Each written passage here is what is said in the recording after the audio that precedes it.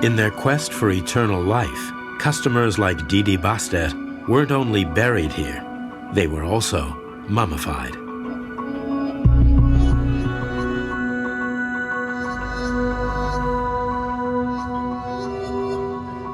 One of the key parts of having a good afterlife is to preserve your body, because the Egyptians believed that if your body is preserved and recognizable, your spirit essence can go into it and reanimate it.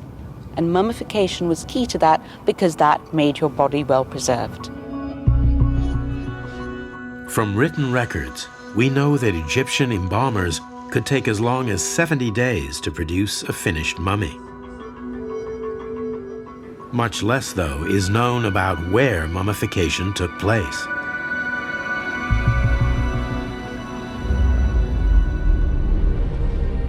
Just to the north of K24 is another shaft, leading to an empty chamber. In it, Ramadan has found intriguing evidence that it was used for mummification.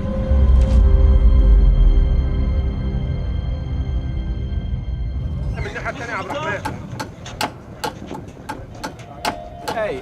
Hi. Great to meet you. And you. Yeah. To test his findings, Ramadan has invited along mummification expert Dr. Stephen Buckley.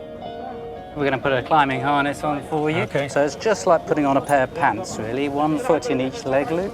There we go. Until now, the only archaeological evidence for mummification has been above ground. The reality of mummifying a body is quite a challenging one. You need not only the right materials, but the right environment to achieve that. If Ramadan is right about the chamber, then it would be the first proof that mummification was also performed underground. Don't worry, we're here.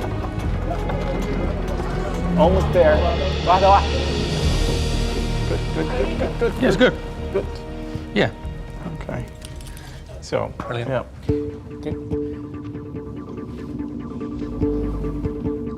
Compared to the glaring heat above, the atmosphere in the chamber couldn't be more different.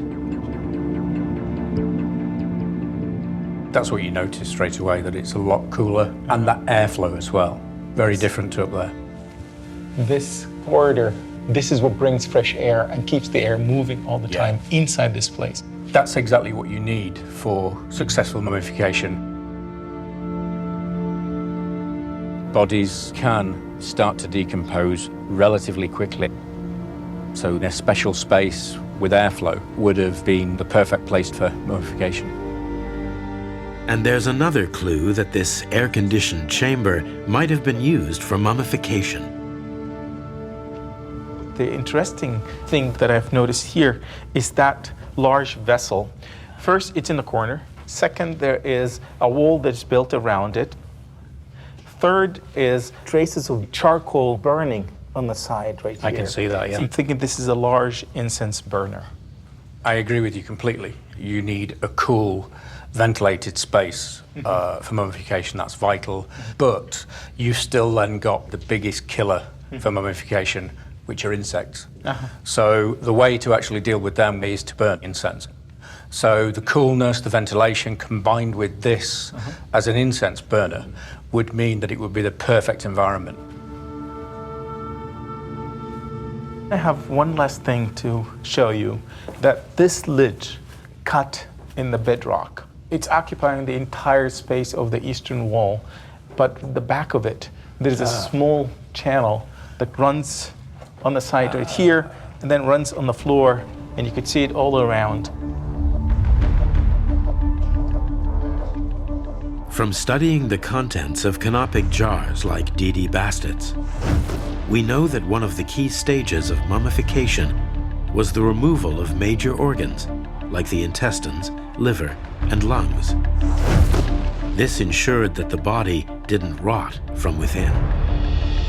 Yeah, what's interesting about the evisceration, the removal of the internal organs, is if it's done by someone who's very skillful, then they can put their hand in, perhaps even a large hand, into a relatively small incision and pull out one by one all the internal organs, and they all come out as one. Could these channels on the floor be the final proof that this is where that grisly procedure was performed? It makes perfect sense to me that this was used to eviscerate the bodies, where you could take the internal organs out and any blood would go down the channels. This, because the space for mummification, evisceration, is absolutely perfect. It's so amazing to hear that. It's fantastic. This remarkable chamber is the first evidence of underground mummification ever found in Egypt. It suggests that this was no ordinary funeral home, but a place where the art of mummification was being reinvented